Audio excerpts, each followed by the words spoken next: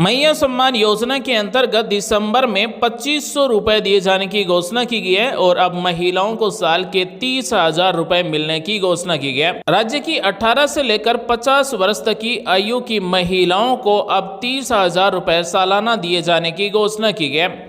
दरअसल मुख्यमंत्री मैया सम्मान योजना की आने वाली किस्त वो दिसंबर में दी जाएगी और दिसंबर में 2500 रुपए दिए जाने की घोषणा की गई। झारखंड राज्य की मुख्यमंत्री मैया सम्मान योजना के अंतर्गत 5वीं किस्त में 2500 रुपए दिए जाने की घोषणा की गई और 53 लाख से अधिक माता बहनों को ये किस्त मिलने वाली है। जिस महिला ने मुख्यमंत्री मैया सम्मान योजना में फॉर्म भर दिया, जिसका नाम सूची में है, जिसका बैंक खाते की डिटेल सब कुछ सही है, जो महिला मुख्यमंत्री मैया सम्मान योजना के लिए पात्र है, उन सभी महिलाओं को अब दिसंबर 2024 में 2500 रुपए मिल सकते हैं। जी हाँ साथियों, चुनाव से पहले घोषणा की गई थी कि प्रत्येक मुख्यमंत्री मैया सम्मान योजना की पात्र महिला को हर महीने 2500 रुपए दिए जाएंगे और साल के 30,000 रुपए प्रत्येक महिला को दिए जाएंगे। इसी के अनुसार अब मुख्यमंत्री मैया सम्मान योजना की 5वीं किस्त के 2500 रुपए दिसंबर में दिए जाने की घोषणा की गई है। अगर आपको सूची देखना है तो आपने जहां से भी फॉर्म भरवाया है, प्रज्ञा केंद्र हो या फिर जहां से भी आपने फॉर्म भरवाया है, वहां से आप अपने फॉर्म का स्टेटस चेक कर सकते हैं कि आप पात्र हैं या फिर नहीं है। आप लिस्ट में भी नाम चेक कर सकते हैं कि आपका नाम लिस्ट में है या फिर नहीं है। बाकी यहाँ पर आपको टोल फ्री नंबर भी मिलते हैं, 180089000215 टोल फ्री नंबर है, इस पर भी कॉल करके आप अपने फॉर्म की जानकारी ले सकते हैं। तो साथियों में कमेंट करके बताएं कि मुख्यमंत्री मैया सम्मान योजना के अंतर्गत अब तक आपको कितने रुपए या फिर आपको कितनी किस्तें मिल चुकी है। अब हम आपको बताने वाले हैं कि मुख्यमंत्री मैया सम्मान योजना की दिसंबर में जो किस्त दी जाएगी, यानी कि दिसंबर में 2500 रुपए दिए जाएंगे, वो हमारे कौन से बैंक खाते में मिलेंगे, हम ऑनलाइन कैसे चेक कर सकते हैं। राज्य सरकार या फिर केंद्र सरकार की किसी भी सरकारी योजना के अंतर्गत जो रुपए दिए जाते हैं वो आधार कार्ड से जुड़े हुए बैंक खाते में दिए जाते हैं। यानी कि जिस भी महिला ने मुख्यमंत्री मैया सम्मान योजना में फॉर्म भरवाया, उसका बैंक खाते में आधार कार्ड जुड़ा हुआ होना जरूरी है। साथ ही महिला के बैंक खाते में डीबीटी अनेबल होना जरूरी है। तो अब हम आपको बताने वाले हैं कि आप कैसे चेक कर सकते हैं कि आपके आधार कार्ड से बैंक खाता जुड़ा हुआ है या फिर नहीं है। तो ये है ऑफिशियल पोर्टल npci.org.in। इस पर आपको कंज्यूमर पर क्लिक कर देना है। जैसे ही कंज्यूमर पर क्लिक करेंगे तो उसके बाद में भारत आधार सीडिंग अनेबलर BASE ये मिलेगा, लास्ट वाला ऑप्शन, इस पर आपको क्लिक कर देना है। और अगर हमारे बैंक खाते में आधार कार्ड नहीं जुड़ा हुआ है, डीबीटी अनेबल नहीं है, तो इस पोर्टल के द्वारा भी हम रिक्वेस्ट सबमिट कर सकते हैं। यानी कि इस NPCI के पोर्टल से हम अपने बैंक खाते में आधार कार्ड जोड़ सकते हैं, डीबीटी अनेबल करवा सकते हैं। तो जैसे ही भारत आधार सीडिंग अनेबलर पर क्लिक करेंगे तो इस तरह से एक पेज ओपन हो जाएगा।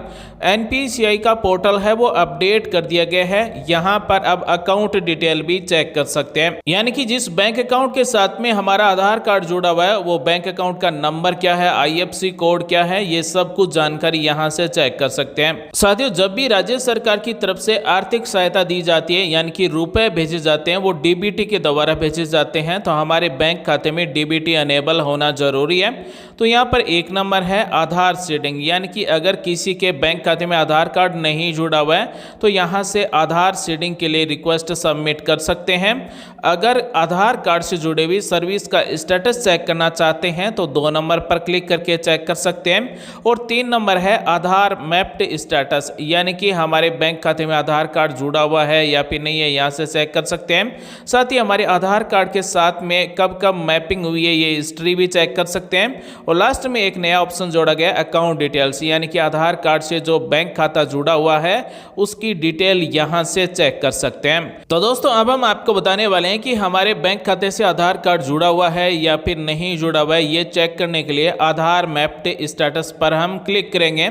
उसके बाद में जिसके भी आधार कार्ड से जुड़ा हुआ बैंक खाता चेक करना है उसके आधार नंबर टाइप कीजिए। उसके बाद में ये जो कैप्चा कोड है ये एज इट इज हमें यहाँ पर टाइप कर देना है। जो स्मॉल है वो स्मॉल ही टाइप करेंगे, जो कैपिटल है वो कैपिटल ही टाइप करेंगे और उसके बाद में चेक स्टेटस पर क्लिक कर देंगे। जैसे ही दोस्तों हम चेक स्टेटस पर क्लिक करेंगे तो आधार कार्ड से जुड़े हुए मोबाइल नंबर पर OTP जाएगा।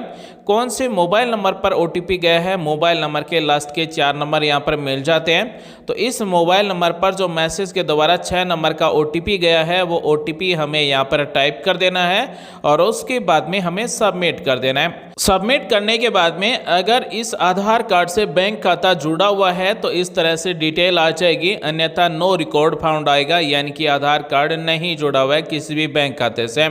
तो यहाँ पर सबसे पहले आधार नंबर मिलता है, उसके बाद में मैपिंग स्टेटस में यहाँ पर अनेबल्ड फॉर DBT लिखा हुआ है, यानी कि इस आधार कार्ड के साथ में जिस भी बैंक का खाता जुड़ा हुआ है यहाँ पर बैंक का नाम ही मिल जाता है। जिस भी बैंक का खाता में आपका DBT अनेबल है उस बैंक का नाम मिल जाएगा और इस बैंक खाते में आपका DBT अनेबल है, यहाँ से आप चेक कर सकते हैं। तो साथियों, चाहे आप PM किसान योजना हो या फिर राज्य सरकार की किसी भी मुख्यमंत्री लाडली बहना हो या फिर मांझी लाडकी बहन योजना हो या फिर मुख्यमंत्री मैया सम्मान योजना हो, यानी कि किसी भी सरकारी योजना के लिए अगर आप रुपए अपने बैंक खाते में चाहते हैं तो आपके बैंक खाते में DBT अनेबल होना जरूरी है, तभी हमारे बैंक खाते में सीधे रुपए आएंगे।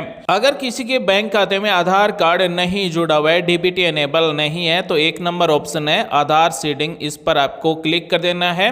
जैसे ही आप इस पर क्लिक करेंगे तो इस तरह से सबसे पहले आधार नंबर टाइप करना है, यानी कि जिसके भी आधार कार्ड से बैंक खाता नहीं जुड़ा हुआ है उसके आधार नंबर टाइप करेंगे, सीडिंग को सेलेक्ट करेंगे। यहाँ से आप जिस भी बैंक खाते की डिटेल यहाँ पर देना चाहते हैं उस बैंक का नाम हमें यहाँ से सेलेक्ट कर लेना है। उसके बाद में सीडिंग टाइप में फ्रेश सीडिंग को सेलेक्ट करेंगे। उसके बाद में हम जिस भी बैंक खाते की डिटेल यहाँ पर ऐड कर रहे हैं उस बैंक खाते का अकाउंट नंबर क्या है वो खाता संख्या यहाँ पर हमें टाइप कर देना है। फिर से कन्फर्म अकाउंट नंबर में खाता संख्या टाइप कर देंगे। उसके बाद में आधार कार्ड से बैंक खाते को जोड़ने के लिए यहाँ पर कुछ इंफॉर्मेशन दी गई, कुछ परमिशन दी गई, यानी कि 2 परमिशन दी गई, दोनों पर राइट का निशान लगाएंगे, दोनों को सेलेक्ट कर लेंगे। उसके बाद में ये जो कैप्चा कोड दिए गए हैं ये कैप्चा कोड टाइप करेंगे और प्रोसीड पर क्लिक कर देंगे। प्रोसीड पर क्लिक करने के बाद में हमने जिसके भी आधार नंबर टाइप किए, यानी कि जिसके भी आधार कार्ड से बैंक खाता जोड़ना चाहते हैं उसके आधार कार्ड से जुड़े हुए मोबाइल नंबर पर OTP आएगा। OTP को टाइप करके सबमिट कर देना है। तो जिसके भी हम आधार कार्ड से बैंक खाता जोड़ना चाहते हैं उसके लिए यहाँ से इस तरह से फॉर्म भरकर सबमिट कर सकते हैं। अब हम आपको बताने वाले हैं कि ये अकाउंट डिटेल्स का जो नया ऑप्शन आया है ये क्या है। तो यहाँ पर अगर हम चेक करना चाहते हैं कि हमारे कौन से अकाउंट नंबर के साथ में आधार कार्ड जुड़ा हुआ है, तो यहाँ पर जैसे अकाउंट डिटेल्स पर क्लिक करेंगे आधार नंबर टाइप करना है, ये टेक्स्ट कोड यानी कि जो कैप्चा कोड है ये टाइप करेंगे, प्रोसीड पर क्लिक कर देंगे। आधार कार्ड से जुड़े मोबाइल नंबर पर OTP जाएगा, OTP हमें यहाँ पर टाइप कर देना है, सबमिट पर क्लिक कर देना है। तो उसके बाद में जिसके भी हमने आधार नंबर टाइप किए हैं वो आधार कार्ड कौन से बैंक अकाउंट में जुड़े हुए हैं उस बैंक अकाउंट के नंबर यहाँ पर आ जाएंगे, IFSC कोड आ जाएंगे। तो दोस्तों, मुख्यमंत्री मैया सम्मान योजना के अंतर्गत दिसंबर में महिलाओं को 2500 रुपए दिए जाएंगे और अब 18 से लेकर 50 वर्ष तक की आयु की महिलाओं को साल के 30,000 रुपए मिलेंगे। उम्मीद करते हैं आज की जानकारी आपको अच्छी लगी, कुछ नया सीखने को जानने को जरूर मिला होगा। मिलेंगे अगले वीडियो में नई जानकारी के साथ, तब तक के लिए बने रहिए हमारे साथ। आप सभी का दिन शुभ हो। जय हिंद, वंदे मातरम, जय श्री राम।